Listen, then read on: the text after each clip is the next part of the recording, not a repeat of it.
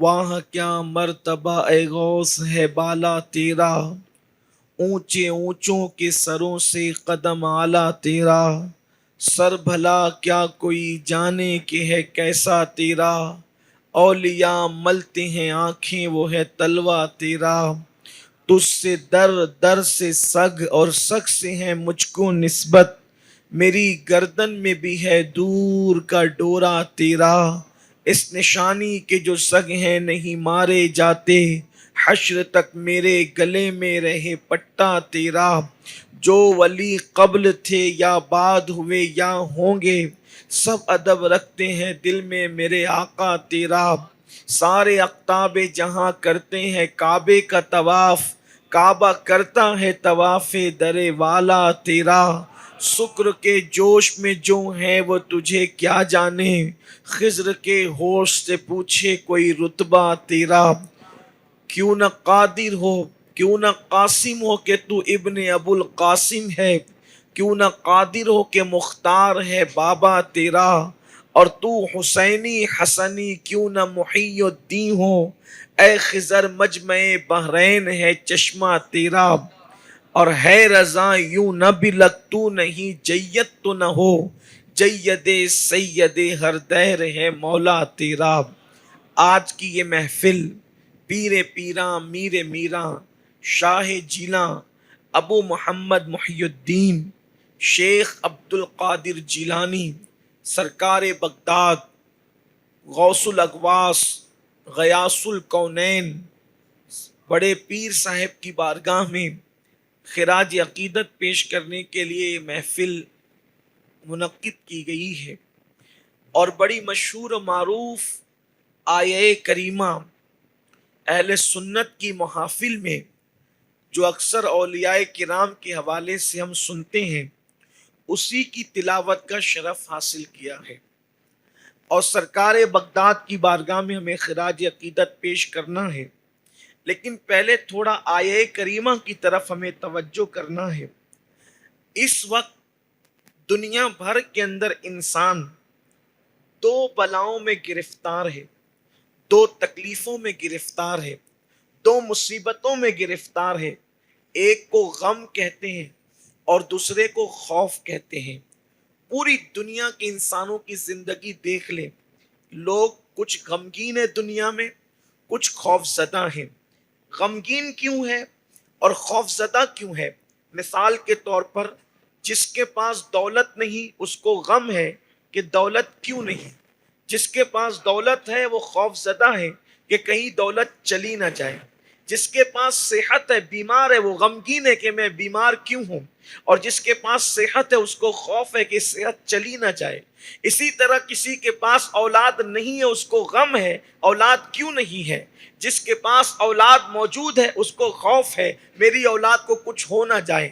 تو انسان غم اور خوف کے درمیان اپنی زندگی کو گزار رہا ہے، اور یہ وہ دو چیزیں ہیں جس کا علاج نہ کسی دوائی میں ہے، نہ اس کا علاج کسی انجیکشن میں ہے، نہ اس کا علاج کسی سائنسداں کے پاس ہے۔ ہر انسان اس محفل میں بیٹھا ہوا خود اپنے آپ میں ڈوب کر غور کرے، بتاؤ خوف اور غم کے درمیان ہماری زندگی گزر رہی ہے کہ نہیں گزر رہی ہے؟ زندگی کے صبح و شام یا تو غموں میں گزر رہے ہیں یا تو خوف میں گزر رہے ہیں۔ ہر انسان چاہتا ہے کہ ان دونوں بلاؤں سے نجات ملے، جو غمگین ہیں انہیں غموں سے نجات ملے، اور جو خوف زدہ ہیں انہیں خوف سے نجات ملے۔ اب ان دو چیزوں کے خاتمے کے لیے دو چیزیں ضروری ہے، اس لیے کہ اسی زمین کی پشت پر اسی فلک کے نیچے کچھ ایسی اللہ کی مخلوق بھی ہے، کچھ اللہ کے ایسے بندے بھی ہیں جن کے بارے میں قرآن کہتا ہے نہ وہ غمگین ہیں نہ وہ خوف زدہ ہیں، اللہ اکبر، اور انہی کو اللہ کا ولی کہتے ہیں۔ نہ ان کے پاس کوئی غم پھٹکتا ہے نہ ان کے پاس کوئی خوف قریب آتا ہے، وہ بے خوف ہو کر وہ نڈر ہو کر اپنی زندگی کو گزارتے ہیں۔ وقت کا تاجدار آ جائے ان کو کبھی خوف نہیں ہوتا، وقت کا حکمراں آ جائے ان کو کبھی خوف نہیں ہوتا، درندے آ جائیں ان کو کوئی خوف نہیں ہوتا، وہ بھوکے پیٹ بھی رہیں ان کو کوئی غم نہیں ہوتا۔ آخر کیا وجہ ہے؟ نہ وہ غمگین ہوتے ہیں نہ وہ خوف زدہ ہوتے ہیں، ہیں وجہ کیا ہے؟ تو قرآن مقدس ان کی دو شان بیان کرتا ہے، ان میں دو باتیں موجود ہیں جس کی وجہ سے وہ غموں سے بھی محفوظ ہے اور وہ خوف سے بھی محفوظ ہے۔ وہ کون سی دو چیزیں ہیں؟ نمبر ایک، الذین آمنوا، ان کے پاس ایمان موجود ہے، وہ ایمان والے ہیں۔ یاد رکھیں، جو مومن ہو جاتا ہے اللہ اس کو غموں سے نجات عطا فرما دیتا ہے۔ آپ کہیں گے کیا ہم مومن نہیں؟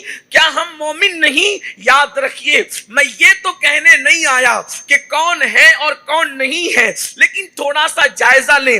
مومن وہ ہوتا ہے، مومن اسے کہتے ہیں جو اپنی مرضی چلانے کی بجائے اللہ رسول کی مرضی پہ سب قربان کر دیں۔ مومن اس کو کہتے ہیں جس کا یقین اتنا پختہ ہو کہ اللہ اکبر، اپنی ماں کا بیٹا ہونے پہ جتنا یقین ہے اس سے زیادہ یقین اللہ اور اس کے رسول کی ذات پر جب تک نہ ہو جائے اس وقت تک کوئی مومن نہیں ہو سکتا۔ آئیے آپ کو بتاؤں میرے پیارے آقا صلی اللہ علیہ وآلہ وسلم کے پیارے دیوانوں، کل کے مومن میں اور آج کے مومن میں فرق کیا ہے؟ یا اولیاء اللہ جیسے مومن تھے ان میں اور ہم میں فرق کیا ہے؟ آئیے ایک بات آپ کو بتاؤں، اللہ اکبر، اگر ڈاکٹر کہہ دے کہ تم کو شوگر ہو گئی ہے، تم نے میٹھی چیزیں چھوڑ دینا ہے، تو مجھے بتاؤ جان بچانے کے لیے ڈاکٹر کے کہنے پر میٹھی چیزیں چھوڑتے ہو کہ نہیں چھوڑتے؟ ڈاکٹر کے کہنے پر حلال چیزیں چھوڑ سکتے ہیں، لیکن اللہ رسول کے کہنے پر حرام گناہ چھوڑنے کے لیے کوئی تیار نہیں ہے۔ آپ مجھے بتاؤ ہم کیسے مومن ہیں؟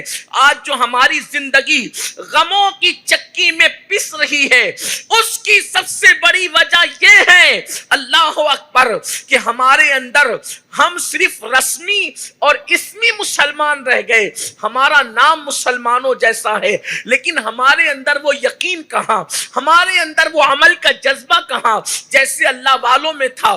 آئیے آپ کو بتاؤں ہم اللہ رسول کے فرامین پر کیا وہ یقین رکھتے ہیں جیسا ایک مومن کو ہونا چاہیے؟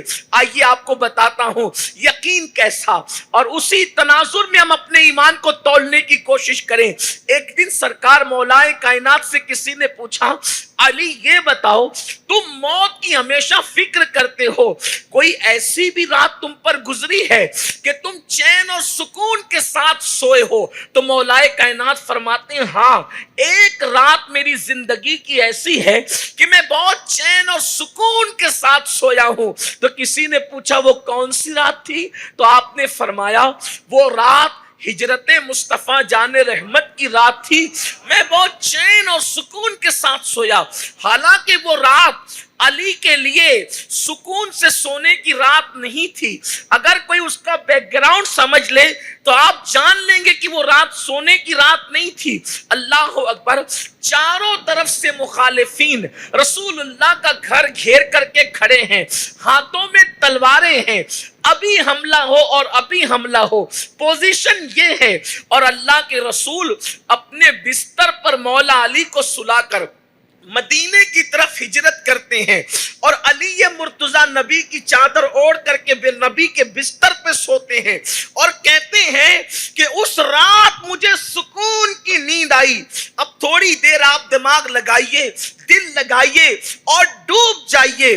جس کو چاروں طرف سے تلوار نے گھیرا ہو کیا وہ سکون سے سو سکتا ہے؟ کیا وہ چین سے سو سکتا ہے؟ لیکن مولا علی کہتے ہیں اس رات مجھے چین کی نیند آئی، ایسی سکون کی نیند مجھے کبھی نہیں آئی۔ یا اللہ، اس رات تو نیند آ ہی نہیں سکتی انسان کو، اس رات تو انسان سو ہی نہیں سکتا کہ ابھی حملہ ہو اور تبھی حملہ ہو۔ لیکن کسی نے مولائے کائنات سے کہا علی بات سمجھ میں نہیں آئی، وہ رات تو آپ کے جان کے خطرے کی رات تھی کہ ابھی حملہ ہوگا اور ابھی حملہ ہوگا، پتہ نہیں کیا ہو جائے گا، پھر آپ کو سکون کی نیند کیسے آئی؟ ایمان اس کو کہتے ہیں۔ مولائے کائنات نے فرمایا کیا تم سمجھے نہیں؟ جب رسول اللہ بستر پہ سلا رہے تھے تو فرمایا علی صبح اٹھنا اور امانتیں دے کر فلاں مقام پر آ جانا۔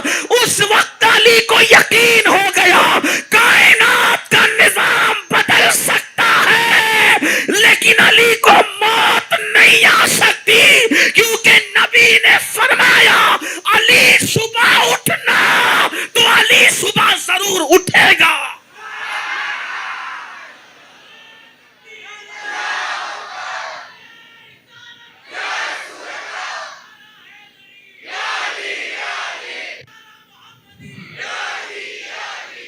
جو رات کو سلا رہا ہے وہ صبح اٹھنے کی گارنٹی بھی دے رہا. مولا کائنات نے ہاتھوں کی تلواروں کو نہیں دیکھا, مولا کائنات نے مصطفیٰ جان رحمت کے فرمان کو دیکھا.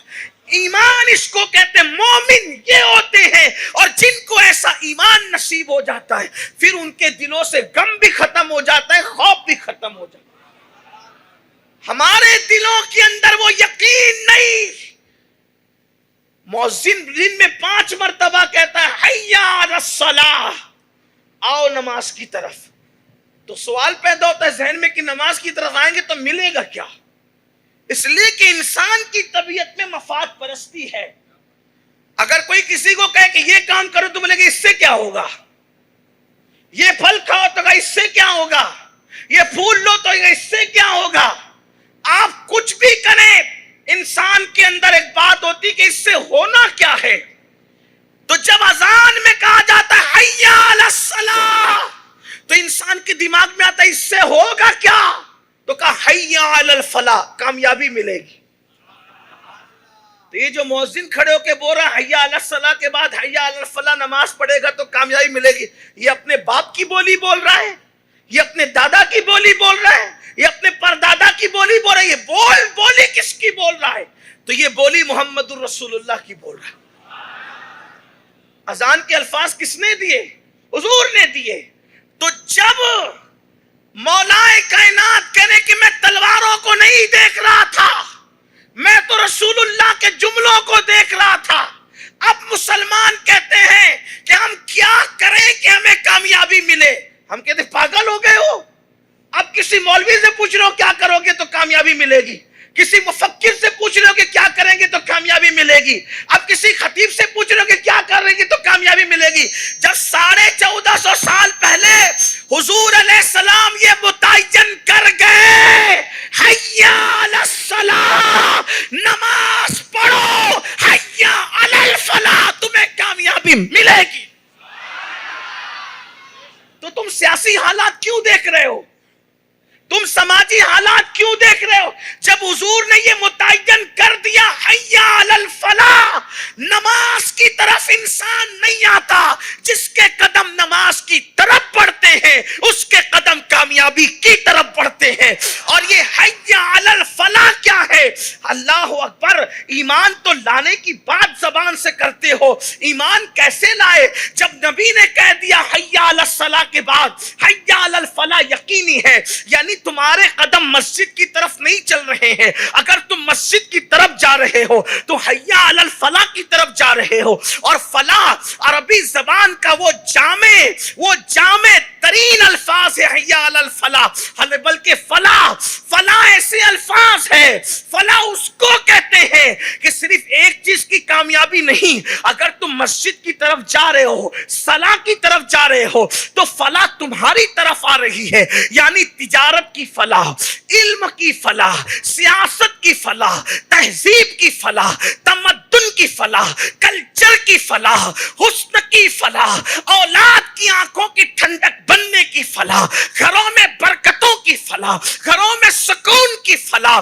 بلکہ صرف گھر کے اندر کی فلاح نہیں, قبر کے اندر کی فلاح, میدان محشر کی فلاح, جنت کی فلاح, اللہ کے دیدار کی فلاح, مصطفیٰ جان رحمت کے قرب کی فلاح. لیکن کوئی نبی کے جملوں پہ یقین کرنے والا علی کی طرح پیدا تو ہو. لوگ کہتے ہیں ماحول خراب ہے. میں نے کہا ماحول سے ڈرنا کیا ہے؟ جب نبی نے کہہ دیا تو صلاح کی طرف آ, فلاح تیری طرف آئے گی. تو مسلمان پریشان کیوں؟ لوگ کہتے ہیں مولانا کوئی ایسا لاہ عمل دیجئے جس سے قوم ترقی کرے. میں نے کہا کون لاہ عمل دے گا؟ حضور تو دے چکے, آقا تو دے چکے, استعمال کون کر رہے؟ بات اتنی ہے کہ لوگوں کو خطیب کی بات پہ یقین ہے, لوگوں کو مصطفیٰ جان رحمت کی بات پہ کتنا ہے. وہ یقین پیدا کرو، الذین آمنو، غم ختم ہوں گے، کوئی یقین تو پیدا کرے۔ آپ کہیں گے غوث پاک کی کامیابی کا راز کیا ہے؟ صلاح۔ امام حسین کی کامیابی کا راز کیا ہے؟ صلاح۔ غریب نواز کی کامیابی کا راز کیا ہے؟ صلاح۔ محبوب الہی کی کامیابی کا راز کیا ہے؟ صلاح۔ اور ہماری ناکامی کی وجہ کیا ہے؟ صلاح۔ ہم ناکام کیوں ہیں؟ مسجدیں خوبصورت ہو گئی، نمازی نہیں ہے۔ 2 کروڑ کے مینار بن رہے، نمازی نہیں ہے۔ مسجدیں ویران ہیں، اسی لیے مسلمان ناکام ہے۔ ایک بار مسلمان نمازی بن کر دیں گے، کیونکہ نبی نے فرمایا صلاح، صلاح کی طرف آؤ گے تو فلاح تمہاری طرف۔ اور نبی کی بات اور خدا کی بات الگ نہیں ہوتی۔ ادھر نبی نے کہا نا صلاح کی طرف آؤ گے تو فلاح ملے گی، ادھر خدا نے بھی فرمایا قد افلح من تزکا وذکر اسم ربہ فصلی، وہ کامیاب ہو گئے جنہوں نے اپنے دلوں کو پاک کر کے نمازی بن گئے۔ دوسرے مقام پہ اللہ فرماتا ہے قد افلح المؤمنون الذین هم فی صلاتهم خاشعون، وہ مومن کامیاب ہو گئے جو ڈرتے ہوئے کڑکڑاتے ہوئے اللہ کی بارگاہ میں نماز ادا کرتے۔ ہماری کامیابی کی کنجی کو نماز کہتے ہیں، اور ہم نماز سے دور ہیں۔ جلسہ سننے کے لیے ہزاروں کا مجمع اکٹھا ہو رہا ہے، ہمیں اس پر کوئی خوشی نہیں ہے۔ مجمع کے زیادہ اکٹھا ہونے پہ سیاسی لیڈر خوش ہوتے ہیں، ہمیں بھیڑ اکٹھا ہونے پہ کوئی خوشی نہیں ہے۔ اس دن ہمیں خوشی ہوگی جتنی بڑی تعداد میں یہ قوم جو سننے کے لیے جمع ہو رہی ہے، اتنی ہی بڑی تعداد میں عمل کرنے کے لیے جمع ہو جائے۔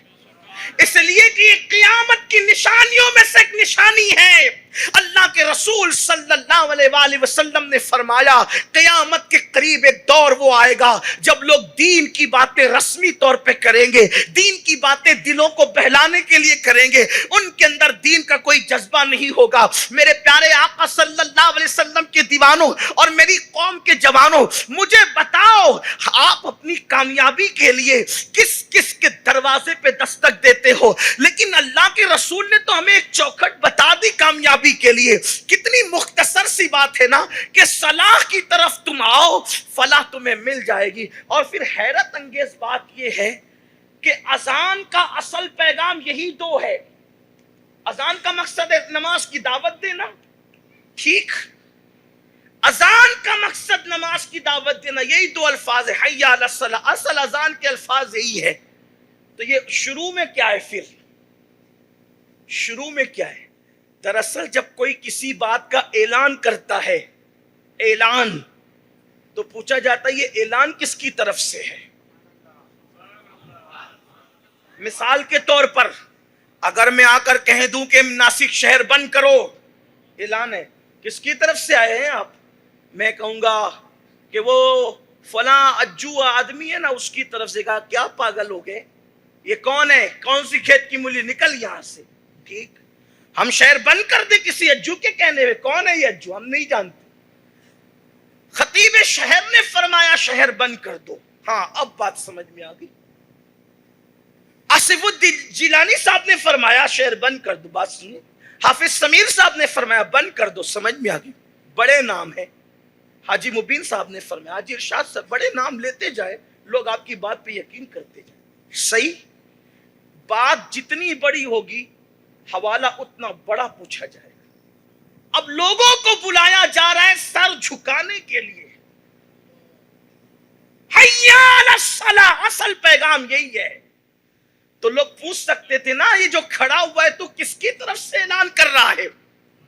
تو مؤذن کے لیے کہا گیا بول پہلے اللہ اکبر، اللہ اکبر، اللہ سب سے بڑا ہے، اللہ سب سے بڑا ہے، سب سے بڑا وہ ہے، اس سے بڑا کوئی نہیں ہے۔ اللہ اکبر، اللہ اکبر، اللہ اکبر، اللہ سب سے بڑا، اللہ سب سے بڑا ہے۔ اب توجہ کرنا، اللہ وہ جو سمجھ میں نہیں آتا، اللہ وہ جو بیان میں نہیں آتا، اللہ وہ جو تصور میں نہیں آتا، اللہ وہ جو تخیل میں نہیں آتا. جو بیان میں آ جائے مکمل وہ اللہ نہیں ہو سکتا، جو تصور میں آ جائے مکمل وہ اللہ نہیں ہو سکتا، جو الفاظ کا جامع پہن لے وہ اللہ نہیں ہو سکتا، جو تصور میں آئے، دماغ میں آئے، خیال میں آئے وہ اللہ نہیں ہو سکتا. اب کہنے والا کہہ رہا ہے اللہ اکبر، اللہ اکبر. اللہ سب سے بڑا ہے لیکن دکھتا نہیں، پکڑ دکھتا نہیں، سمجھ میں نہیں آتا، بیان میں نہیں آتا، زبان میں نہیں آتا، تحریر میں نہیں آتا، تقریر میں نہیں آتا. کہیے اللہ کون ہے؟ وہ کہا اشہد واللہ الہ الا اللہ. اللہ وہ ہے، اس کے سوا کوئی معبود نہیں. میں کیسے مان لوں کہ اس کے سوا کوئی معبود نہیں؟ تو فوراً کہا گیا اشہد ان محمد رسول اللہ. اللہ وہ ہے جس کا نمائندہ بن کر محمد تشریف لائے. ارے وہ سمجھ میں نہیں آتا تو اب ان کو دیکھ کر اللہ کو سمجھ کہ جو چاند کے ٹکڑے اشارے سے کرتا ہے، تجھے پتا ہونا چاہیے جب اس کے بندے کی قدرت اور طاقت کا یہ عالم ہے تو محمد کو بنانے والے خدا کی طاقت کا عالم. اشہد واللہ الہ الا اللہ. اللہ کے سوا کوئی معبود نہیں. اللہ کون ہے؟ اشہد ان محمد الرسول اللہ. اب جب اتنی باتیں کہہ کر اپنا اعتماد پالے مؤذن، تو اب کہتے ہیں حی علی الصلاۃ، آؤ نماز کی طرف. کیا ملے گا؟ حی علی الفلاح، کامیابی. کیوں پریشان ہے مسلمان؟ جب تک مسلمان اللہ کی چوکھٹ سے وابستہ رہا، کبھی غم نہیں تھے اس کو. آج 3 بار پیٹ بھر کے کھا کے بھی غمگین ہے. دن میں 2 مرتبہ کپڑے تبدیل کر کے بھی خوف زدہ ہے. اور ایک بات آپ کو کہوں، غم کا علاج بھی یقین ہے، ایمان. اور خوف کا علاج بھی یقین ہے، ایمان. ایمان کس کو کہتے ہیں؟ یقین کو. ایمان کس کو کہتے ہیں؟ ایمان کس کو کہتے ہیں؟ مل کے بولو. جہاں یقین ہوگا وہاں خوف نہیں ہوتا، وہاں ڈر نہیں ہوتا، نہ غم ہوتا ہے نہ ڈر ہوتا ہے. دیکھیے ایک آسان زبان میں آپ کو بتائیں. ایک چھوٹا سا چکو ہے، آپ بڑی درگاہ شریف جا رہے ہیں، اندھیرا ہے، ایک لڑکا چکو لے کے کھڑا ہے چھوٹا سا. کیا کرو گے آپ؟ کیا کرو گے؟ ڈریں گے نا بھائی، مار نہ دے. بولو ڈرو گے کہ چھوٹا سا چکو رات کے اندھیرے میں دیکھ کے ڈرو گے کہ نہیں ڈرو گے؟ ڈریں گے. مار نہ دے اتنا سا چکو. ٹھیک، پہچانتے نہیں، توجہ کرنا، نہ پہچانتے ہیں، نہ تعلق ہے، اور نہ اس پر کوئی اعتماد ہے. اس لیے چھوٹا سا چکو دیکھ کے بھی ڈر لگے گا. اب اسی رات میں آپ حجام کی کرسی پہ جا کے بیٹھے اور آپ کو بنانا تھا خط، اوپر بنایا نیچے بنایا. حجام نے نکالا بڑا وستورا اور اس کو کیا تیز، اور تیز کر کے رکھا یہاں. اللہ کے گھر میں بیٹھے ہو، مجھے بتانا آنکھ بند کر کے سکون سے بیٹھتے ہو کہ نہیں؟ ڈر لگتا ہے؟ سچ بولنا. کیوں؟ حجام پر یقین ہے، مارے گا نہیں. تعلقات ہے، مارے گا نہیں. رابطہ ہے، مارے گا نہیں. جس سے رابطہ نہیں تھا اس کے ہاتھ کا چھوٹا سا چکو بھی ڈرا گیا، اور جس سے رابطہ تھا اور جس پہ یقین تھا اس کے ہاتھ کا وستورا بھی آنکھ بند کر کے بیٹھا ہوا ہے. کوئی ٹینشن نہیں، کوئی تکلیف نہیں. اب لوگ کہتے ہیں مسلمان خوف زدہ کیوں ہے؟ میں نے کہا ان کے اپنے کرتوت ہیں. اگر حجام پر یقین ہو جائے تو شے رق پہ وستورا بھی آدمی کو بے چین نہیں کرتا، آدمی کو بے قرار نہیں کرتا، آدمی کو مضطرب نہیں کرتا. ارے نادان، موبلیچنگ سے تو ڈر رہا ہے، تلواروں سے تو ڈر رہا ہے، تیروں سے تو ڈر رہا ہے، بموں کے نام سے تو ڈر رہا ہے، میزائل کے نام سے ڈر رہا ہے. کیوں؟ تجھے یقین نہیں ہے کسی پر. ارے حجام پر یقین ہو جائے تو آدمی بے خوف ہو جاتا ہے مستورے سے، اور اللہ پہ یقین ہو جائے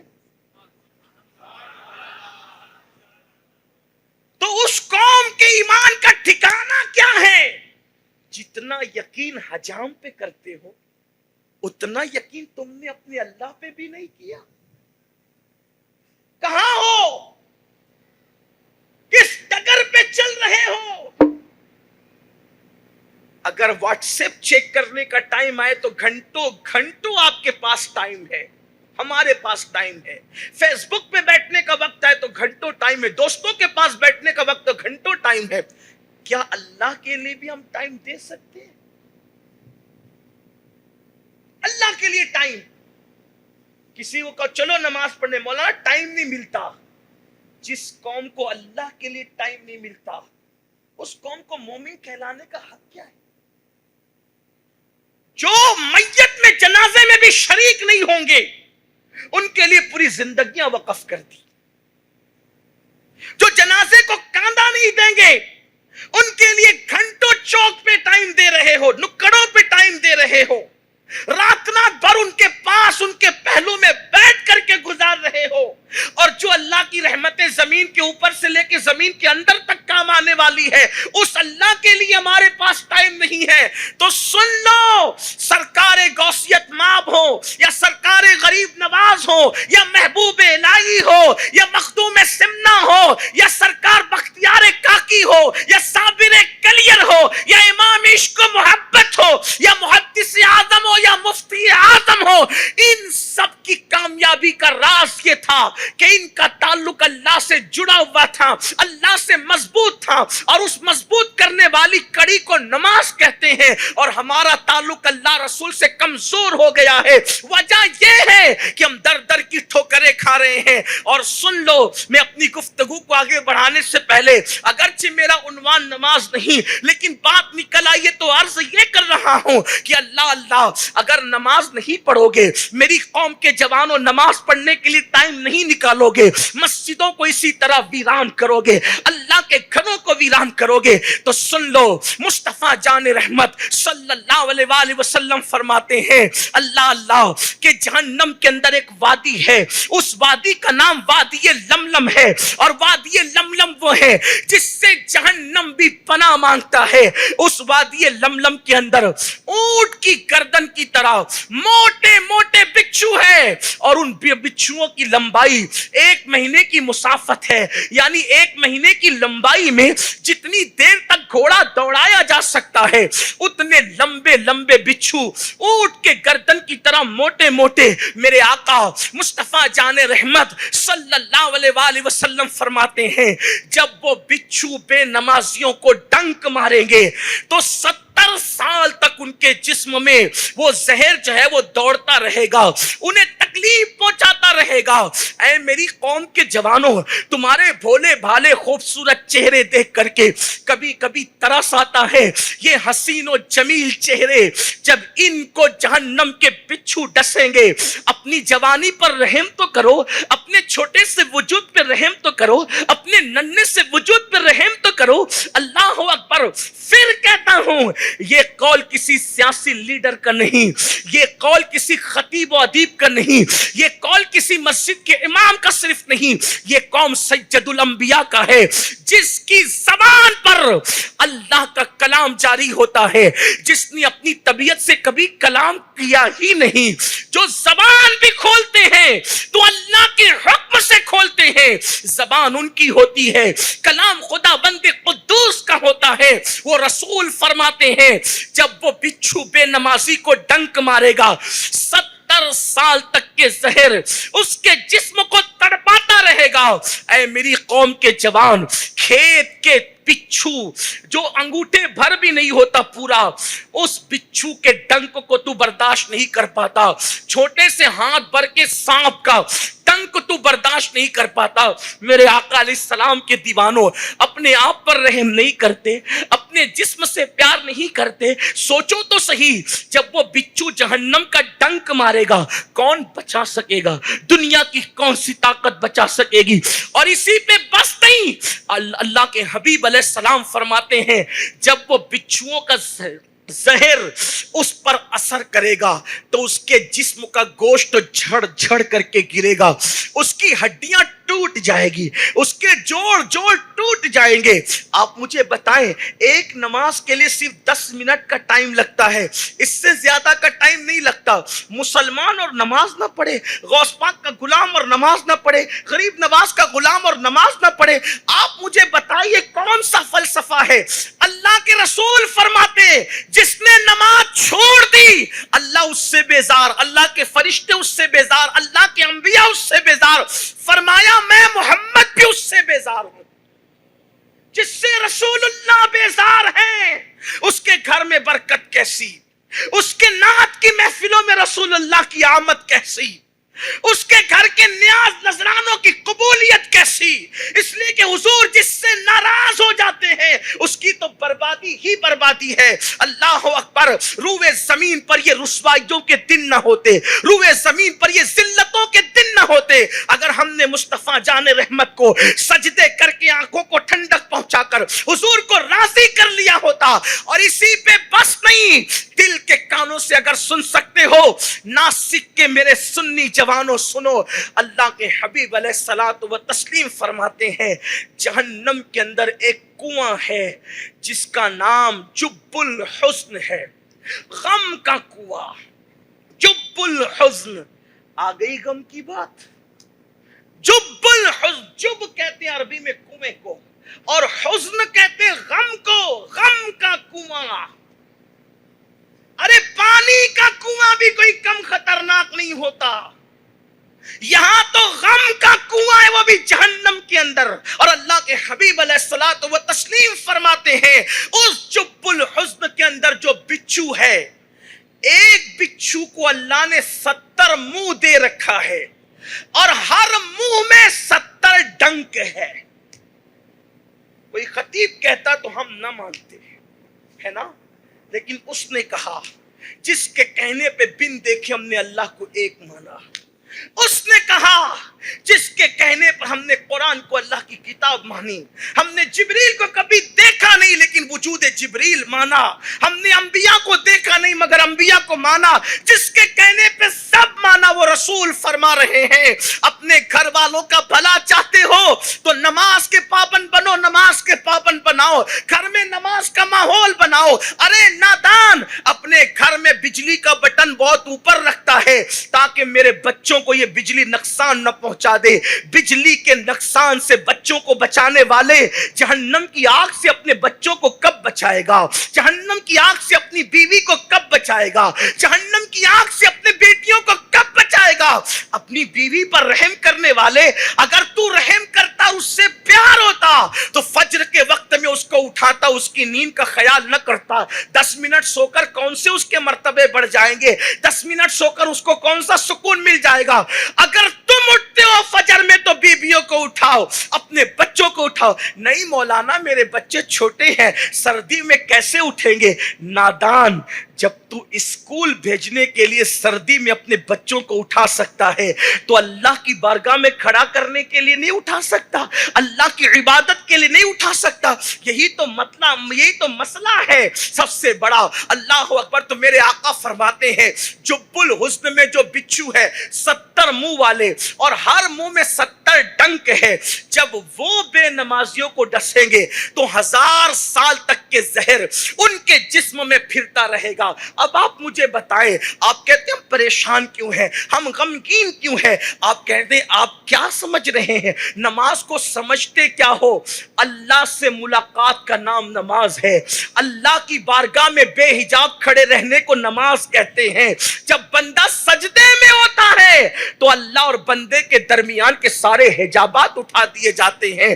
بندہ اللہ سے سب سے زیادہ قریب اس وقت ہوتا ہے جب وہ حالت نماز میں ہوتا ہے. اب آپ مجھے بتائیں, سرکار غوث پاک نے اسی لیے نماز پر زور دیا کیونکہ نماز کے بغیر ایمان کا کوئی ٹھکانہ ہی نہیں تھا, نماز کے بغیر ایمان کا کوئی تصور ہی نہیں تھا. اللہ اکبر, اللہ اکبر. اسی لیے تو غوث پاک فرماتے ہیں کہ جو نماز نہ پڑھے, نماز کو ترک کرے اور وہ مر جائے تو اسے مسلمانوں کے قبرستان میں دفن مت کرنا. آپ مجھے بتائیں کون سے قادری ہیں ہم, کس قادریت کی بات کرتے ہیں ہم؟ اللہ اللہ. لوگ کہتے ہیں غوث پاک ہمیں بخشوائیں گے, بے نمازیوں کو بخشوائیں گے غوث پاک.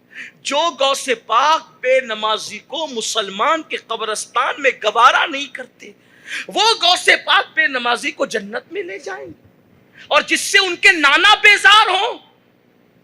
غوث پاک تو بڑے سخت انسان تھے. آپ نے غوث پاک کے بارے میں چند رسمی باتیں سن کر اپنا یقین بنا لیا ہے. حقائق کی طرف آؤ. مجھے اس کا کبھی انکار نہیں کہ غوث پاک نے مردوں کو زندہ کیا, اس کا میں انکار کبھی نہیں کرتا, بے شک کیا. بلکہ میں کہتا ہوں مردہ زندہ کرنا ان کے لیے بہت چھوٹی سی بات. جو دین کو زندہ کرے اس کے لیے مردہ زندہ کرنا کیا بڑی بات ہے. انہوں نے دین زندہ کیا, وہ محی الدین ہیں. اسی لیے تو مردے زندہ کرنے والے قیامت تک آئیں گے, لیکن دین زندہ کرنے والا نہ ان سے پہلے کبھی آیا نہ ان کے بعد کبھی آ سکتا ہے. ولیوں کی کائنات میں, کائنات ولایت میں ان سے پہلے کوئی محی الدین نہیں آیا اور نہ ان کے بعد کوئی آ سکتا ہے. انہوں نے دین زندہ کیا ہے, لیکن وہ بہت سخت تھے. اتنے سخت تھے جب وہ خطاب کرنے کے لیے کھڑے ہوتے تھے. ہم تو کہتے پیارے آقا کے پیارے دیوانوں, میٹھے میٹھے اسلامی بھائیوں, پیارے اسلامی بھائیوں, عزیزان ملت اسلامیہ, گرامی قدر حضرات, رفیقان گرامی, ایسی عزت کے الفاظ. غوث پاک جب مجمع کہتے تھے او زندیقو, او ملحدو, یوں خطاب فرماتے تھے, حرام مت کھاؤ. ان کا لہجہ یہ تھا. وہ آپ غوث پاک کے خطبات ذرا سنیں. غوث پاک کے خطبات کی ایک کتاب ہے, توجہ کرنا. ان کے خطبے کی ہیبت, کوئی معمولی آدمی غوث پاک نہیں ہے. آپ غوث پاک کو کیا سمجھتے ہیں؟ یہ وہ مردے زندہ کرتے تھے اور ہم ان کی 11ویں کر لیتے. ارے اس سے آگے بڑھ کے سوچ, غوث پاک ہے کون سی ہستی؟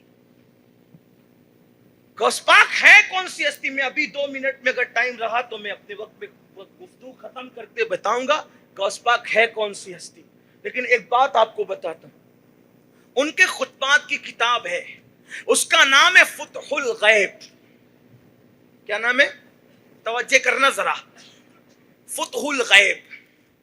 کیونکہ غوث پاک جب خطاب کرتے تھے تو 400 لوگ قلم اور کاغذ لے کر بیٹھتے تھے اور ان کے خطاب کے پوائنٹ لکھتے تھے. اور ایک بات یہ بھی بتاؤں, غوث پاک اپنے زمانے میں منفرد خطاب کرنے میں, یہ اپنے زمانے کی احتیاط میں لگا رہا ہوں لیکن ابھی بات آگے کروں گا, لیکن توجہ کرنا, منفرد ہیں. آج کے سیٹلائٹ کے دور میں, انٹرنیٹ کے دور میں لوگ اچھل رہے ہیں کہ میں ناسک میں بیان کر رہا ہوں تو مجھے 50 ملک کو سن رہے ہیں. میں نے کہا انٹرنیٹ کے ذریعے سے سنا رہا ہے تو اتنا اچھلتا ہے. جب انٹرنیٹ کا تصور نہیں تھا تو سرکار غوث پاک جب خطاب کرتے تھے تو آپ کی آواز پوری دنیا کے ولیوں کو سنائی دیتی تھی, پوری دنیا کے ولیوں تک پہنچتی تھی آپ کی آواز. اسی لیے تو جب آپ خطبہ شروع کرتے تھے تو 2 مرتبہ کہتے تھے, پہلے کہتے تھے الحمدللہ, پھر چپ ہو جاتے تھے, پھر دوبارہ الحمدللہ کہہ کے خطبہ شروع کرتے تھے. لوگ کہتے ہیں 2 بار الحمد کیوں کہتے؟ تو کہا جب میں پہلی بار کہتا ہوں نا الحمدللہ تو پوری دنیا کے ولی اپنے کام دھام چھوڑ کر کے بیٹھتے, غوث پاک کا بیان شروع ہو گیا.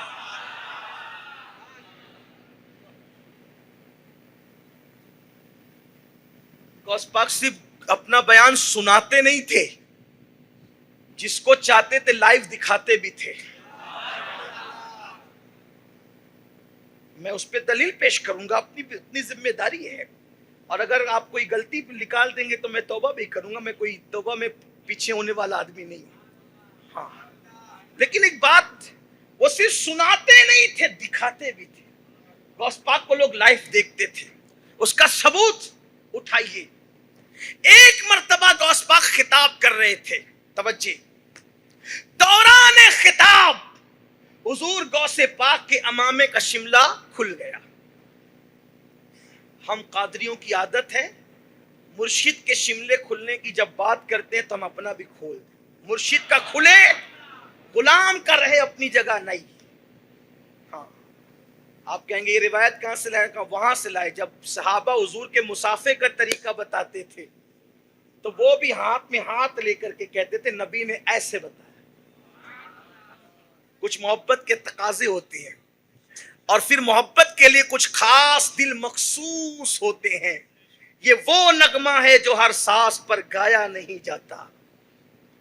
مرشد غوث پاک کا عمامے کا شملہ کھلا، مجمع میں جتنے لوگ تھے سب نے عمامے اتار کر غوث پاک کے قدموں میں رکھ دیا، ٹوپیاں اتار کے غوث پاک کے قدموں میں رکھ دیا۔ اب ہوا کیا؟ جب غوث پاک نے عمامے کا شملہ درست فرما لیا، برابر کر لیا، اور سب نے اٹھا کر اپنی ٹوپی اور عمامے پہن لیے، سب نے پہن لیے، ایک دوپٹہ پڑا رہ گیا قدموں میں، ایک دوپٹہ رہ گیا پڑا قدموں میں۔ لوگ حیران تھے، جنہوں نے رکھا تھا سب نے اٹھا کے پہن لیا، یہ ایکسٹرا کدھر سے آیا؟ تو غوث پاک نے اس کو اپنے کندھے پہ رکھا، وہ کندھے سے غائب ہو گیا۔ لوگوں نے پوچھا حضور یہ کیا؟ فرمایا کہ تم جیسے سن رہے تھے نا، وہ دور بیٹھ کر ایک شہر میں ایک ولیہ بھی سن رہی تھی۔ جب تم نے اس کے کھلنے پر اپنے عمامے رکھ دیے تو اس نے بھی اس کے کھلنے پہ اپنی چادر میرے قدموں میں رکھ دی۔ بن دیکھے تو نہیں ہوتا نا، عمامے کا شملہ کھلا ہے، باہر والوں کو دکھتا ہے کیا؟ نہیں دکھتا نا۔ جب باہر والوں کو نہیں دکھتا تو دوسرے شہر والوں کو دکھتا ہے کیا؟ تو دوسرے شہر سے کسی نے دیکھا تبھی تو دوپٹہ رکھا۔ تو لائیو بیان نشر کر کے غرور کرنے والوں، جب یہ کیمرے نہیں تھے تب بھی دنیا بھر میں سرکار غوث پاک کا بیان لوگ سن رہے تھے اولیاء کی شکل میں۔ بلکہ یہ بھی ہوتا تھا کہ سننے کا طریقہ یہ ہوتا تھا کہ اولیاء تو سنتے تھے خاص، لیکن اولیاء یہ انتظام کرتے تھے، ایک ولی تھے وہ کہتے تھے لوگ اب بلائیں گے تو اس ٹائم ہم نہیں آیا کریں گے۔ کہا کیوں؟ کہا اس وقت تو غوث پاک کی محفل سجتی ہے اور ہم ان کے خطاب میں جاتے ہیں، اس لیے ہم اس وقت نہیں حاضر ہو سکتے۔ تو کہنے والے نے کہا کیا غوث پاک کے بیان میں جنات بھی جاتے ہیں؟ فرمایا انسانوں سے زیادہ جنات ہوا کرتے ہیں، اسی لیے وہ غوث الثقلین ہے، انسانوں کے بھی مددگار ہے، جنات کے بھی مددگار ہے، غوث الثقلین۔ تو سرکار غوث پاک اپنا خطاب، بڑے الفاظ سخت ہوتے، بادشاہ کیا کہے؟ او بادشاہ سیدھے رہ ورنہ تجھے قتل کر دوں گا۔ یہ کرسی پہ کھڑے ہو کر کے یا منبر پہ کھڑے ہو کے یوں کہتے تھے بادشاہ، صحیح رہے، نظام درست رکھ ورنہ تجھے قتل کر دوں گا۔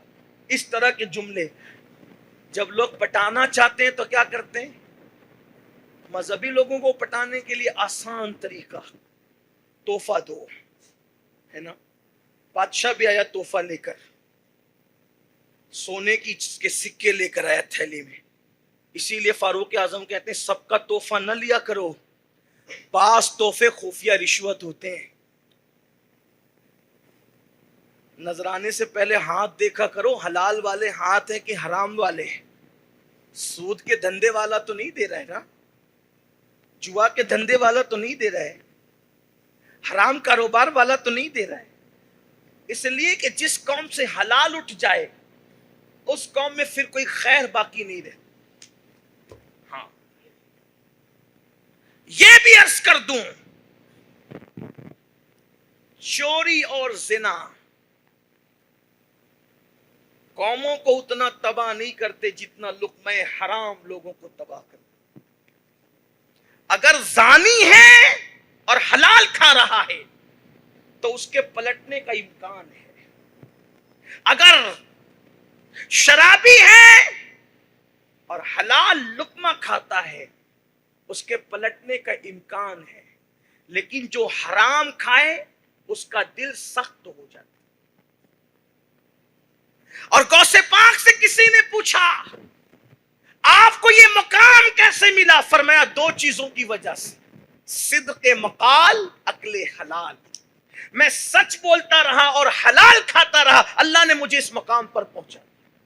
آج ہمارے پاس سب ہے، کیا حلال لقمہ بھی ہے؟ لقمہ حلال بھی ہے. ہر سال عمرہ کو جا رہے ہیں، حلال لقمہ ہے. ہر سال حج کو جا رہے ہیں، حلال لقمہ ہے. 20 دیگیں پکڑی ہے غوث پاک کی، حلال لقمہ ہے. اگر 20 دیگ کی بجائے 20 لقمے ہیں لیکن ہے حلال سے، تو وہ 20 دیگوں پہ بھاری ہے.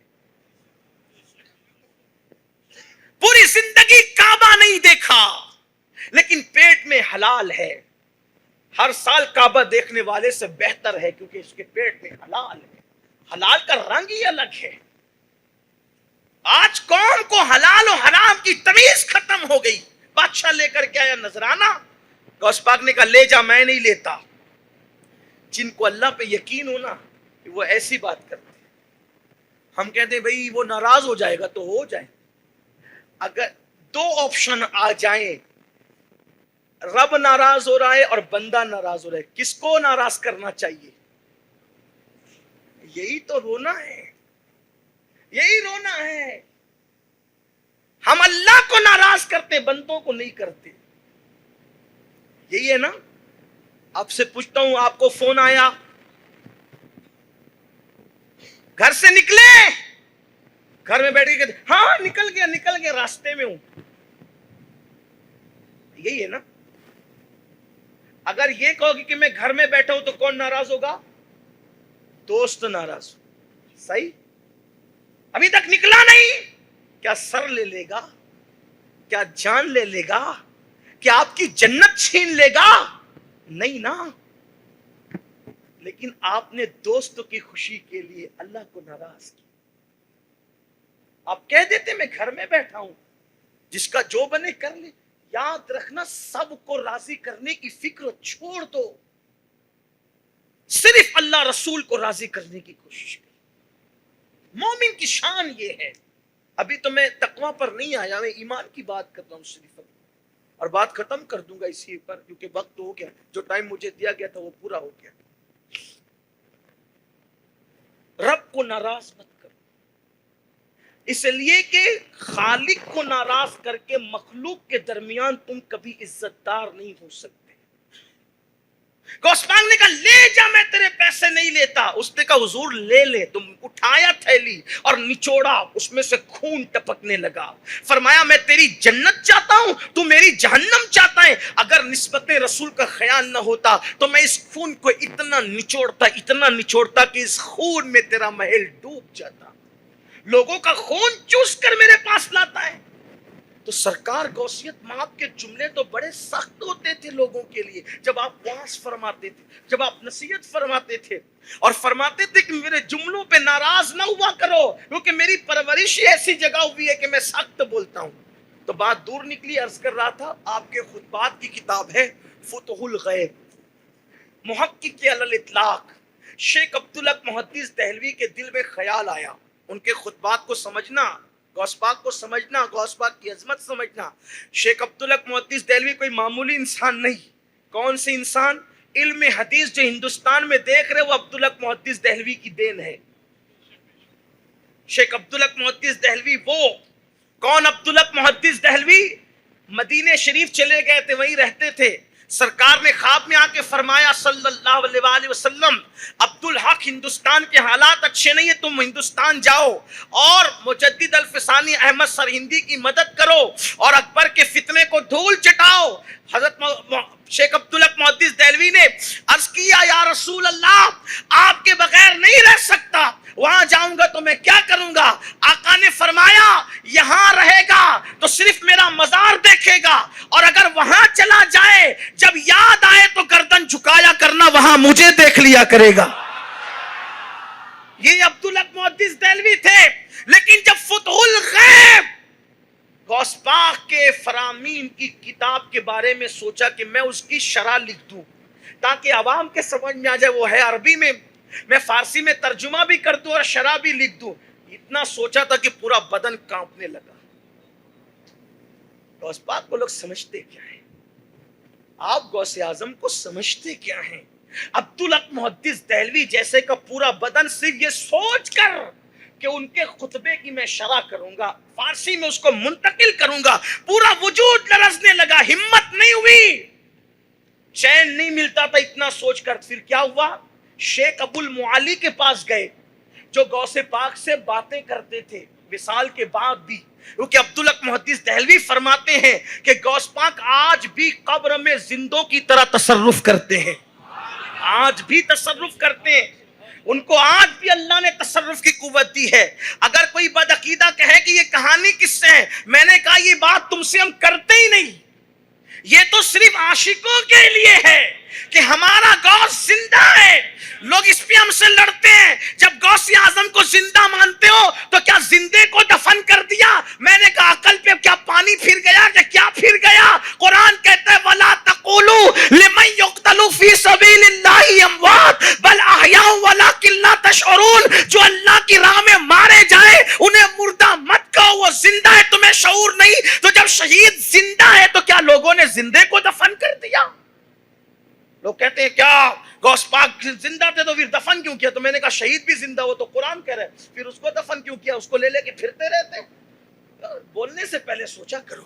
علامہ نظامی کہتے تھے, ہماری جماعت کے بہت بڑے خطیب تھے علامہ مشتاق احمد, کہا وہابی بولتا ہے مگر سمجھتا نہیں ہے, بے سمجھے بک بک کرتا رہتا ہے, لیکن ان سے کوئی خطاب ہے بھی نہیں یار.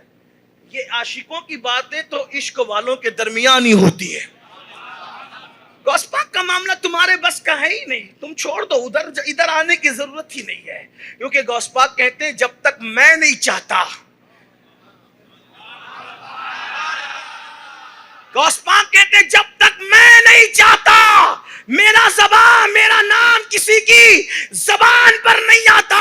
لوگ فخر سے کہتے دیکھو سنی یا غوث کہتے, ہم نہیں کہتے. میں نے کہا بغداد والے نے چاہا ہی نہیں کہ ان کا مقدس نام تیری زبان پہ آئے. اس نام کے لیے تو اللہ نے سنیوں کی زبانوں کو چن لیا ہے. ہم نہیں لیتے, ہم نہیں لیتے, ہم نہیں لیتے.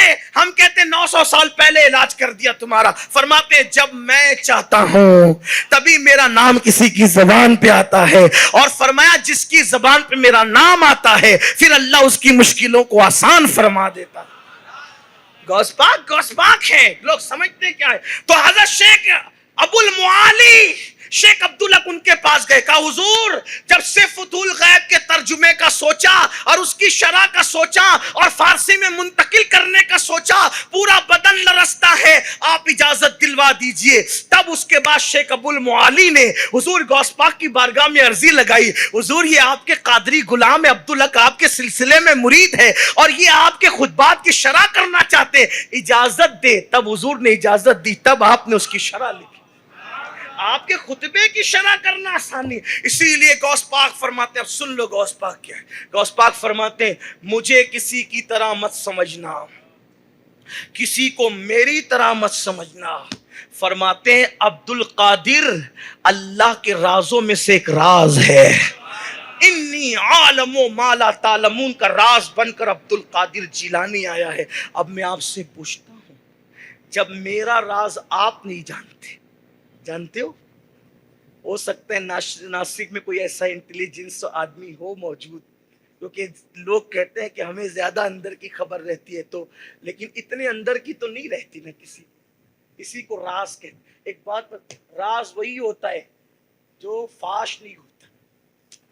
صحیح ہے, راز وہی ہوتا ہے جو فاش ہو جائے وہ راز. صحیح ہے. غوث پاک کہتے ہیں میں اللہ کا راز ہوں, میں اللہ کا عالم و ما لا تعلمون کا راز ہوں. جب میرا راز آپ نہیں جانتے, آپ کا راز میں نہیں جانتا, تو اللہ کا راز بن کر جب غوث پاک آئے تو ان کو کون جان سکتا ہے؟ عقل کا کام ہی نہیں. غوث پاک کیسے ہیں؟ اگر آپ بتائیں، آپ اجازت دیں تو میں ایک بات پڑھ کر اپنی بات ختم کروں. غوث پاک ہے کیسے؟ غوث پاک ہے کیسے؟ عقل کام نہیں کرتی. شیخ ابو المعالی نے لکھا. یہ شیخ ابو المعالی کون؟ جس کے پاس اب شیخ عبدالحق محدث دہلوی جا کے کہتے اجازت دلا دے، وہ شیخ ابو المعالی لکھتے ہیں. اور ایک بات، تفریح الخاطر میں امام اربلی لکھتے ہیں. اسی طرح شیخ الشیوخ صاحب عوارف المعارف علامہ شیخ شہاب الدین عمر سہروردی، انہوں نے بھی فرمایا، عوارف المعارف میں نہیں فرمایا، انہوں نے الگ سے فرمایا، جس کو تحفۃ القادریہ میں لکھا. اب سننا غوث پاک ہے کیا، اسی پہ بات مکمل ہوگی. اور آپ سے کہتا ہوں اپنی نسبت ان سے مضبوط کر لو. غوث پاک کہتے ہیں جو مجھ سے نسبت کر لیتا ہے میں اس کو ٹھوکر لگنے کے بعد گرنے بھی نہیں دیتا. جب اس کو ٹھوکر لگتی ہے تو اس کا ہاتھ پکڑ کر میں گرنے سے بچا لیتا ہوں. اور غوث پاک کہتے ہیں جو مجھ سے سچے دل سے پیار کرنے لگتا ہے، توجہ کرنا، اس پر پوری تقریر یاد رہنا رہے، اس پہ توجہ کرنا. غوث پاک کہتے ہیں جو سچے دل سے مجھ سے پیار کرتا ہے اس کی عزت میری عزت ہو جاتی ہے، میں اس کو کبھی ذلیل ہونے نہیں دیتا. جو اس کو ذلیل کرنے آتا ہوں میں اس کو ذلیل کر دیتا ہوں، لیکن اس کو ذلیل ہونے نہیں دیتا. میں نے یہ بات بار بار تجربے میں دیکھی، بار بار تجربے، کہ قادریوں کو کوئی ذلیل کرنے گیا تو اللہ نے اس کو ذلت کے ایسے کنویں میں ڈھکیلا کہ پھر کبھی اس کی نسلیں بھی عزت نہ پا سکی. اسی لیے تو اعلیٰ حضرت نے جب ان کو لوگوں نے ذلیل کرنے کی کوشش کی تو کیا کہا پتہ ہے؟ تیرے قربان اے میرے غیرت والے، تیرے قربان اے میرے غیرت والے، تیرے ہوتے ذلیل ہو جائے یہ بردہ تیرا. اور پھر مرنے والا جب مرتا ہے تو چین سے سو جاتا.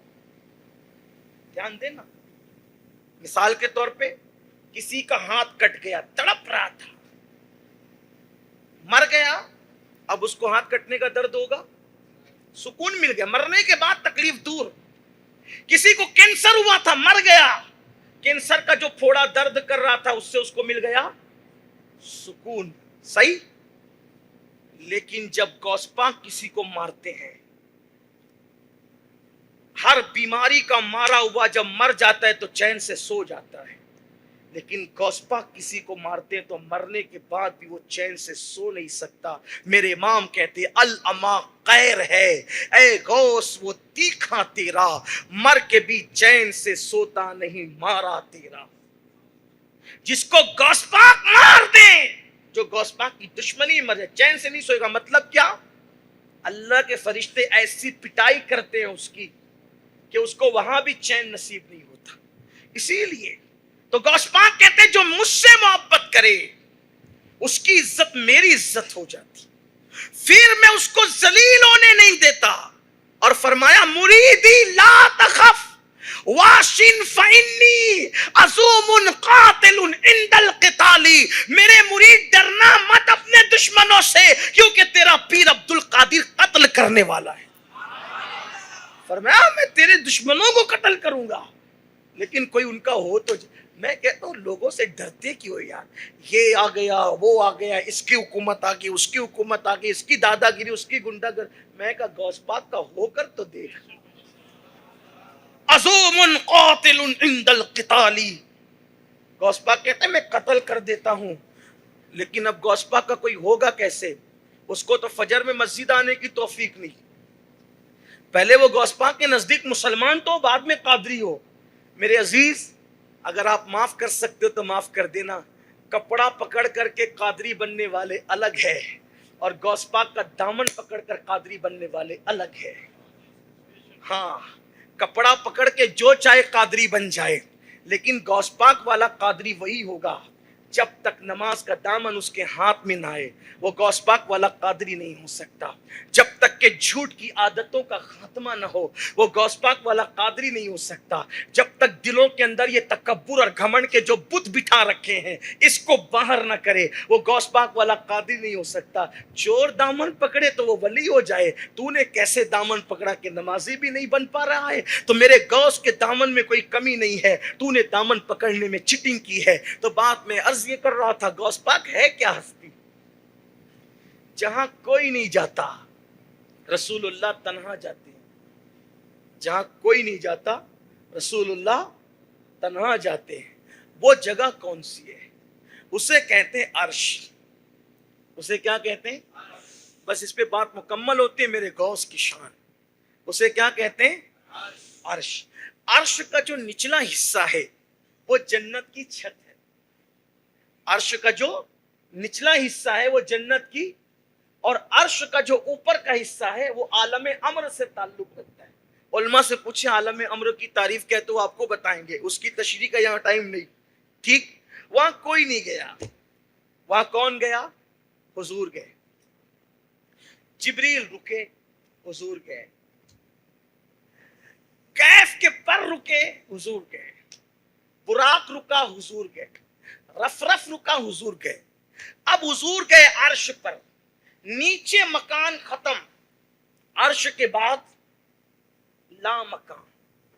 نہ کوئی سنگ میل ہے, نہ کوئی راہی ہے, نہ کوئی ساتھی ہے, کوئی نہیں, کچھ نہیں. حضور اکیلے ہیں. اور اگر امام اہل سنت کے الفاظ میں بتاؤں تو جبریل امین کے پر بھی وہاں تھک چکے تھے. میرے امام کہتے ہیں تھکے تھے روح الامی کے بازو, کہاں وہ دامن کہاں وہ پہلو, رقاب چھوٹی امید ٹوٹی, نگاہ حسرت کے ولولے تھے. جبریل تھک گئے. اگر میرے اپنے ذوق کے مطابق آپ یہ سنیں گے نا کہ جبریل تھک گئے, بولوں میں اپنے ذوق کے مطابق بتاؤں کیسے تھکے. تھکن کی 3 قسمیں ہیں. کتنی قسمیں ہیں؟ تھکن کی کتنی قسمیں ہیں؟ 3. نمبر 1, جب انسان تھک جاتا ہے, انسان چھوڑی جب کوئی تھک جاتا ہے تو تھک کر بھی وہ زبردستی چلتا رہتا ہے.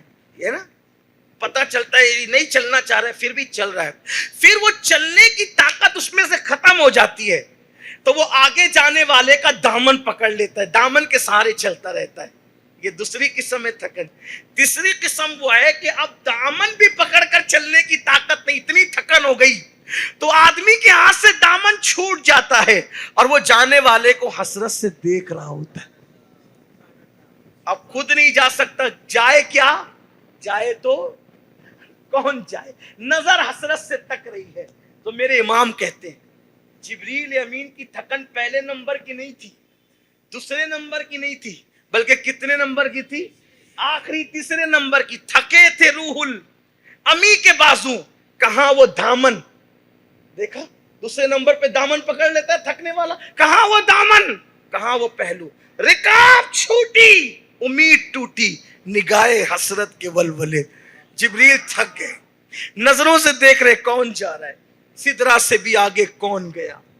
جبریل امی سے پوچھو معراج کا دولہا کون بنا. جبریل امی سے صحیح, اب کوئی نہیں, حضور اکیلے گئے. اب حضور کو آگے جانا ہے. آگے کیا ہے؟ مکان نہیں, کیا ہے؟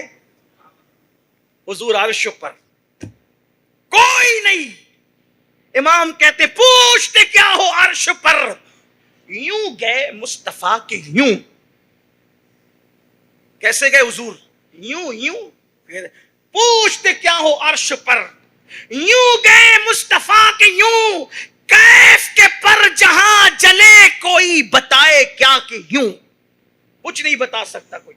صحیح, حضور اکیلے عرش پر, جانا ہے لا مکان پر, اور لا مکان پہ ملنا ہے خدا سے. کوئی نہیں. ایک جوان سامنے آتا ہے, خوبصورت جوان, اور عرض کرتا ہے آپ آگے جاننا چاہتے ہیں, میرا کندھا حاضر ہے, آپ اس پہ قدم رکھیں اور لا مکان کی طرف تشریف لے جائیں. اس جوان کے کندھے پہ حضور نے قدم رکھا, ایک قدم اس جوان کے کندھے پر اور ایک قدم لا مکان کی بلندی پر. حضور نے پوچھا مولا یہ کتنا خوبرو ہے، اس کی طرف میرا دل کھنچتا ہے، یہ ہے کون؟ جہاں کوئی نہ آیا یہ آیا، جہاں کوئی نہ آیا یہ کون ہے؟ میں اپنے الفاظ کے جامع مفہوم ادا کر رہا ہوں، یہ کون ہے؟ ارشاد ہوا محبوب یہ تیرا بیٹا ہے، بیٹا اس کو تیری اولاد میں پیدا کریں گے، جو مقام نبیوں میں تجھے عطا کیا ہے وہ مقام ولیوں میں اس کو عطا کریں گے، یہ عبد القادر جیلانی کی روح ہے۔